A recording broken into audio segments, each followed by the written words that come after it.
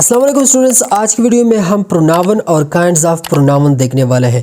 लेकिन इससे पहले मैं आपको दो चीज़ें बता दूं। एक नंबर कि आप इस वीडियो की डिस्क्रिप्शन में दिए गए व्हाट्सएप ग्रुप को ज्वाइन करें जहां आपको हर वीडियो का PDF मिल जाएगा और आपको मेरा फ्री सपोर्ट मिलेगा। और दूसरी चीज़ ये है कि आज के बाद आपका जो प्रोनाउन है वो क्लियर होने वाला है इंशाल्लाह। इस वीडियो में मैं कोशिश करूँगा कि मैं आपका प्रोनाउन का जो कंसेप्ट है या प्रोनाउन मैं आपको पूरी तरह समझा दूं।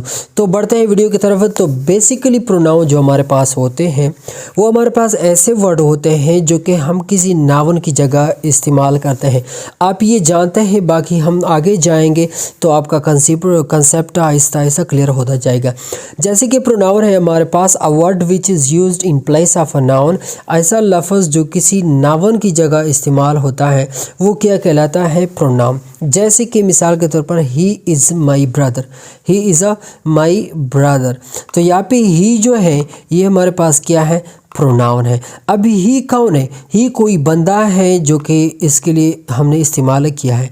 मिसाल के तौर पर आई कॉल्ड सलमान, मैंने सलमान को पुकारा। मिसाल के तौर पर सलमान इज़ माई ब्रदर।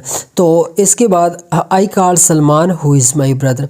तो आपके जहन में इनमें से कौन सा सेंटेंस सही होगा?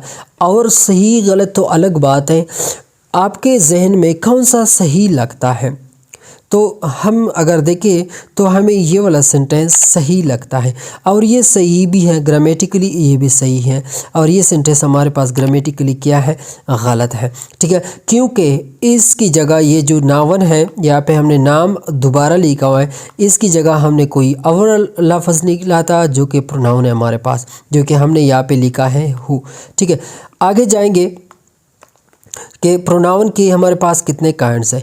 तो बेसिकली प्रोनाउन के हमारे पास जो काइंड्स हैं वो कितने हैं? 8 हैं। कितने हैं? 8 हैं। चले वन बाय वन समझ लेते हैं। पर्सनल प्रोनाउन पहले देखते हैं। तो पर्सनल प्रोनाउन हमारे पास बेसिकली वो प्रोनाउन होते हैं जो स्पेशली पर्सन्स के लिए यूज़ होते हैं। ठीक है, जैसे कि he, she, they, we, I, you etcetera. ठीक है, अब इस चीज़ को आप गौर से देखेंगे।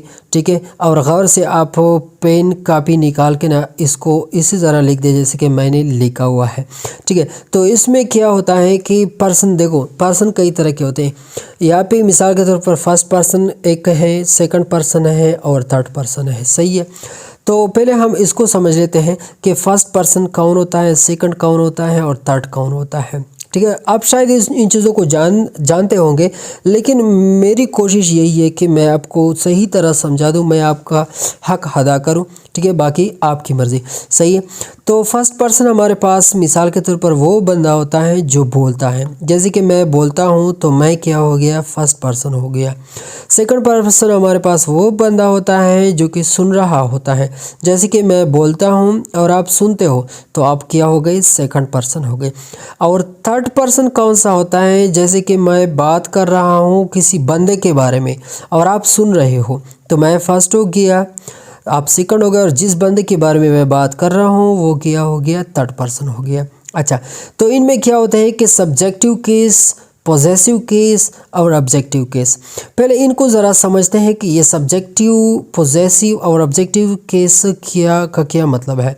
सब्जेक्टिव केस का मतलब अगर कोई प्रोनाउन हम एज अ सब्जेक्ट इस्तेमाल करेंगे तो वहाँ पे हम ये वाली प्रोनाउन जो है मतलब सेकंड, फर्स्ट सेकंड थर्ड के मुताबिक हम ये वाले प्रोनाउन इस्तेमाल करेंगे। ठीक है, बाकी इसके बाद पॉजेसिव प्रोनाउन हमारे पास वो प्रोनाउन होते हैं अगर हम किसी की कोई चीज़, किसी उसकी मिल्कियत है और हम वो शो करना चाहते हैं, उनकी जगह हम इस्तेमाल करेंगे तो हम पॉजेसिव प्रोनाउन का इस्तेमाल करेंगे। ठीक है, इसके बाद अगर हम कोई प्रोनाउन एज एन ऑब्जेक्ट लगाते हैं तो वहाँ पे हम ये वाले प्रोनाउन इस्तेमाल करेंगे। ठीक है, अच्छा, तो फर्स्ट पर्सन में हमारे पास दो तरह के प्रोनाउन होते हैं। जैसे कि एक बंदा होता है, मेल है या फीमेल है लेकिन सिंगुलर है। ठीक है, तो उसका जो सब्जेक्टिव केस होगा वो आई होगा और इसका जो ऑब्जेक्टिव केस होगा, सॉरी पॉजेसिव केस होगा वो माइन होगा और इसका जो ऑब्जेक्टिव केस होगा वो क्या होगा? मी होगा। ठीक है, इसके बाद अगर फर्स्ट पर्सन हमारे पास ज़्यादा है, चाहे वो मेल है या फीमेल है, यहाँ पे मेल फीमेल दोनों हैं, ठीक है, कोई बात नहीं। तो सब्जेक्टिव केस में हम वी लगाएंगे और पॉजेसिव केस में हम आवर्स लगाएंगे और ऑब्जेक्टिव केस में हम अस लगाएंगे। आगे एग्जांपल्स मैंने दिए हुए हैं, इसमें आपकी समझ क्लियर हो जाएगी। सेकंड पर्सन, जैसे कि आप सुन रहे हो तो आपका जो सब्जेक्टिव केस हम लगाएंगे तो यू लगाएंगे, और पॉजेसिव केस अगर लगाएंगे तो यूवर्स लगाएंगे, और अगर ऑब्जेक्टिव केस लगाएंगे तो यू लगाएंगे। सही है, ये क्लियर हो गया। इसके बाद अगर कोई थर्ड पर्सन के बारे में हम बात कर रहे हैं और वो मेल है और है सिंगुलर तो हम ही लगाएंगे। इसका अगर हम पॉजेसिव केस बनाएंगे तो हम हिज लगाएंगे। इसके बाद हम क्या लगाएंगे, ऑब्जेक्टिव केस में हिम लगाएंगे। क्लियर। इसके बाद अगर कोई थर्ड पर्सन हमारे पास फीमेल होती है और वो सिंगुलर होती है तो हम एज अ सब्जेक्टिव केस उसकी शी इस्तेमाल करेंगे, और पॉजेसिव केस में हम हर इस्तेमाल करेंगे, और ऑब्जेक्टिव केस में हम क्या करेंगे, हर इस्तेमाल करेंगे। इसके बाद अगर कोई थर्ड पर्सन है और एक से ज़्यादा है, चाहे वो मेल है या फीमेल है या दोनों हैं, ठीक है, लेकिन अगर थर्ड पर्सन है और एक से ज़्यादा है तो हम एज अ सब्जेक्टिव केस लगाएंगे दे, और इसके साथ पॉजेसिव केस लगाएंगे देयर्स, और इसके साथ ऑब्जेक्टिव केस हम उनके बनाएंगे देम। ठीक है। इसके बाद इट आता है। इट का जो सब्जेक्टिव केस है ये इट है, पॉजेसिव केस इट्स और ऑब्जेक्टिव केस इट। ठीक है। देखो हम इसके एग्जांपल देखते हैं। मिसाल के तौर पर मैं फर्स्ट पर्सन हूँ, मैं कहता हूँ कि मैं मुस्लिम हूँ, ठीक है, तो मैंने आई लगाया, मेरी तरफ इशारा है। ठीक है। ये एक पेन है जो कि मेरा है, तो मैं कहूँगा दिस पेन इज़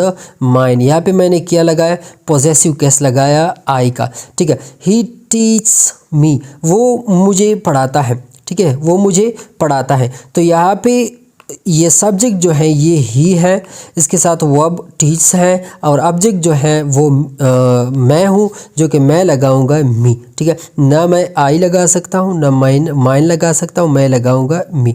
ठीक है। इसके बाद अगर हम ज़्यादा हैं और हम कहते हैं कि हम मुसलमान हैं, we are Muslims, we are Muslims. ठीक है। तो हम एज अ सब्जेक्ट यहाँ पे यूज़ हुए हैं, जिसकी वजह से हम यहाँ पे वी लगाएंगे। इसके बाद अगर कोई पेन्स पड़े हैं और वो हमारे हैं तो हम इस्तेमाल करेंगे दिस पेन्स आर आवर्स। ये पेन किसके हैं, हमारे हैं। ठीक है। अगर कोई बंदा हमें पढ़ाता है तो ये ही सब्जेक्ट होगा, टीच जो है वर्ब होगा, और ये अस जो है ये ऑब्जेक्ट होगा। ठीक है। इसके बाद अगर सेकंड पर्सन है तो मिसाल के तौर पर मैं आपको कहता हूँ कि आप अच्छे बंदे हो, यू आर वेरी नाइस, आप बहुत अच्छे हो। मिसाल के तौर पर आप क्या हो गए, सब्जेक्ट हो गए। अगर आपका पेन है तो मैं कहूँगा दिस पेन इज़ यूअर्स, की ये पेन किसका है, आपका है। तो ये पोजेशन शो कर रहा है, मलकियत शो कर रहा है कि यहाँ पे पेन किसका है, आपका है। आई विल टीच यू, आई क्या हो गया, सब्जेक्ट हो गया, टीच वर्ब हो गया, और ऑब्जेक्ट हो गए यू। ठीक है, जो कि मैंने लगाया सेकंड पर्सन का ऑब्जेक्टिव केस यानी आपका। इसके बाद third person, he is very busy, he क्या है, सब्जेक्ट है। अच्छा, अभी इसका कोई मतलब पेन है, दिस पेन इज़ हिज, ये पेन क्या है, इसका है। आई टीच हिम, मैं उसको पढ़ाता हूँ, तो क्या हो गया यहाँ पे, वो क्या ऑब्जेक्ट हो गया, तो मैंने हिम लगाया। शी इज़ वेरी इंटेलिजेंट, वो बहुत ज़हीन है, तो कौन ज़हीन है, शी, तो मैंने शी का क्या लगाया, सब्जेक्टिव केस लगाया। अच्छा, इसके बाद पेन है, उसकी पेन है, दिस पेन इज़ हर्स, ये पेन उसकी है।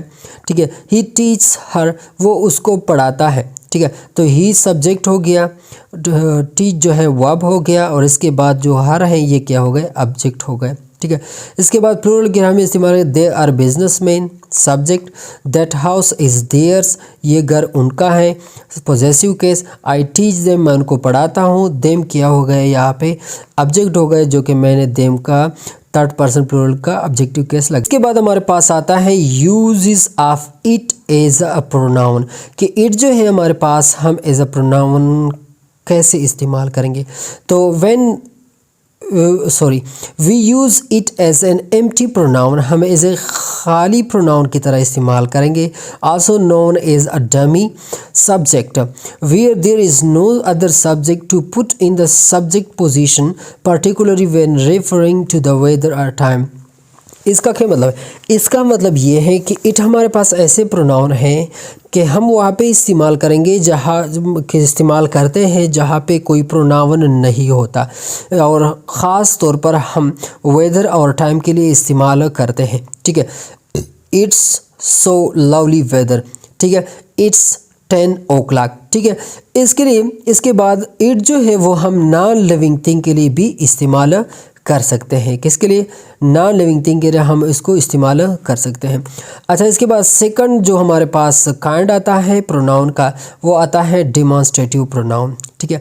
तो डेमोन्स्ट्रेटिव प्रोनाउन हमारे पास बेसिकली कितने हैं? 4 हैं, ठीक है, जो कि दिस और दैट और दोस्त, ठीक है। लेकिन इसमें थोड़ा फ़र्क है। दिस जो है, अगर कोई चीज़ है, मिसाल के तौर पर कोई चीज़ है या कोई बंदा है या कोई और चीज़ है, नॉन लिविंग थिंग्स है, और वो सिंगुलर है और क्या है? नज़दीक है। यहाँ पे मैंने नियर लिखा हुआ है, यहाँ पे फार। ये जो प्रोनाउन इस्तेमाल होते हैं ये फार के लिए, दूर के लिए इस्तेमाल होते हैं। और ये चीज़ें जब कोई चीज़ हमारे पास क्या हो, नज़दीक होता है, तब हम इस्तेमाल करते हैं। तो दिस जो है हम सिंगुलर के लिए सिंगुलर चीज़ के लिए इस्तेमाल करते हैं, लेकिन वो चीज़ जब हमारे पास नज़दीक होता है। मिसाल के तौर पर मैंने लिखा हुआ है कि कोई किताब है जो कि मेरा है, ठीक है, और मेरे साथ नज़दीक है, तो मैं कहूँगा this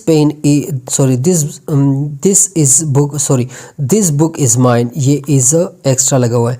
this book is a mine, ये किताब किसका है? मेरा है, ठीक है। तो ये दिस हो गया।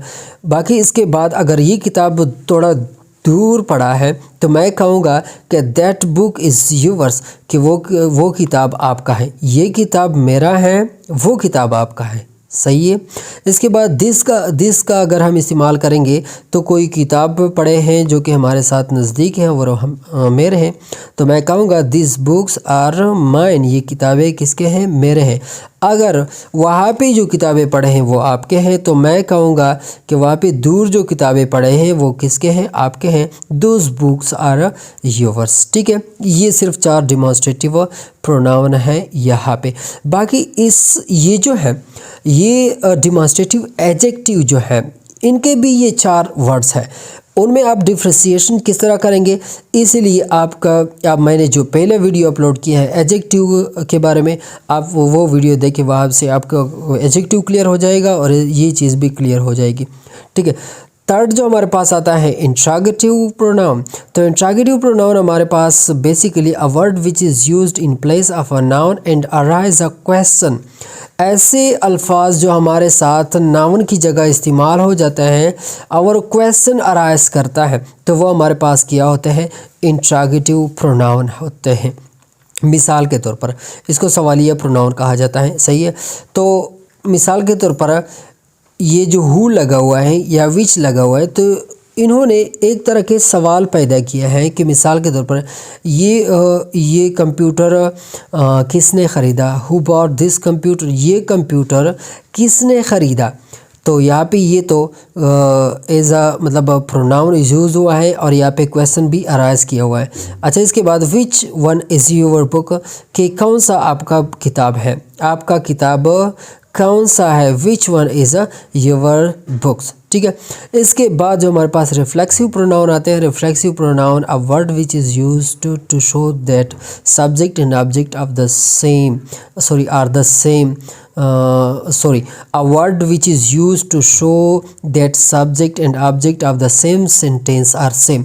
यानी ऐसे प्रोनाउन जो हमें बताता है कि इस एक सेंटेंस का सब्जेक्ट और ऑब्जेक्ट जो है वो क्या है? एक ही बंदा है। मिसाल के तौर पर हम समझते हैं कि Ali wrote a letter to Aslam himself, यानी अली ने असलम को खुद लेटर लिखा, ठीक है। अली ने असलम को खुद लेटर लिखा।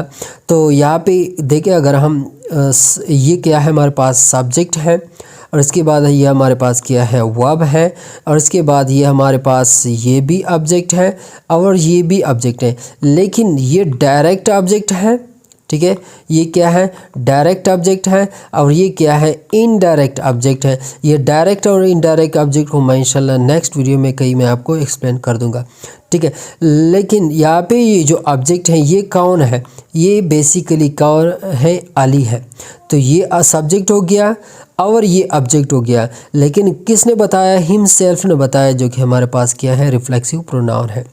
इसके बाद दे हर्ट देमसेल्व्स, अभी यहाँ पे क्या है, दिस सब्जेक्ट है, हर्ट वर्ब है, और ये क्या है हमारे पास एज एन ऑब्जेक्ट यूज़ हुआ है। ठीक है, तो यहाँ पे ये इस बात का मतलब ये है कि उन्होंने ख़ुद को जलील किया।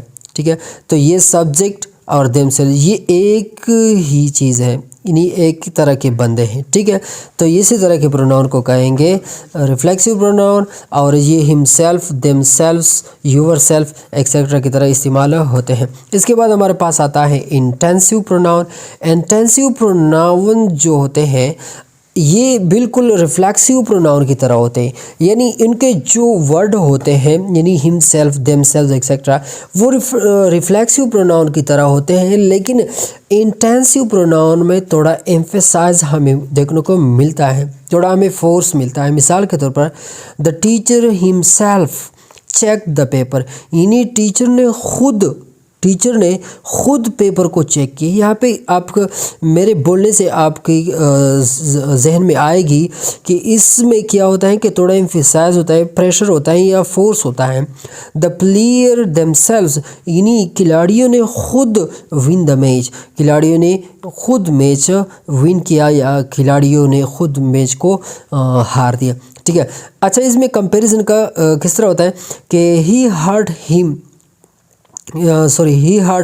हिमसेल्फ, यहाँ पे सेल्फ मैंने नहीं लिखा, तो यहाँ पे ये क्या है हमारे पास रिफ्लेक्सिव प्रोनाउन है, और ये हमारे पास क्या है इंटेंसिव प्रोनाउन है। दोबारा सुन लीजिए कि हमारे पास जो रिफ्लेक्सिव प्रोनाउन होते हैं और इंटेंसिव प्रोनाउन होते हैं ये तकरीबन सेम होते हैं, लेकिन इंटेंसिव प्रोनाउन में थोड़ा क्या होता है एम्फेसाइज होता है। सेक्स नंबर में हमारे पास क्या होता है रेसिप्रोकल प्रोनाउन होता है, pronouns which show that a subject does an action and receive it as well, it means the exchange of action. यानी ये ऐसे प्रोनाउन होते हैं जो कि हमें बताता है कि यहाँ पे एक्सचेंज ऑफ, यानी मतलब सब्जेक्ट एक काम करता है और वसूल भी करता है। मिसाल के तौर पर Lala and you helped each other, मिसाल के तौर पर मैंने तो आपका हेल्प इसी तरह किया कि मैंने आपको एक चीज़ सिखा दी, लेकिन आपने मेरा किस तरह हेल्प किया कि आपने मेरी वीडियो अपने लोगों के साथ, अपने दोस्तों के साथ शेयर कर दी, या आपने मेरे मतलब वीडियो पे अच्छा कमेंट किया जो कि मुझे बहुत अच्छा लगेगा। तो ये एक तरह के अब मैंने आपका हेल्प किया, आपने मेरा ही किया। Asim and Ali help each other, Asim ने अली का हेल्प किया और अली ने आसिम का हेल्प किया। इसी प्रोनाउन को कहते हैं रेसिप्रोकल।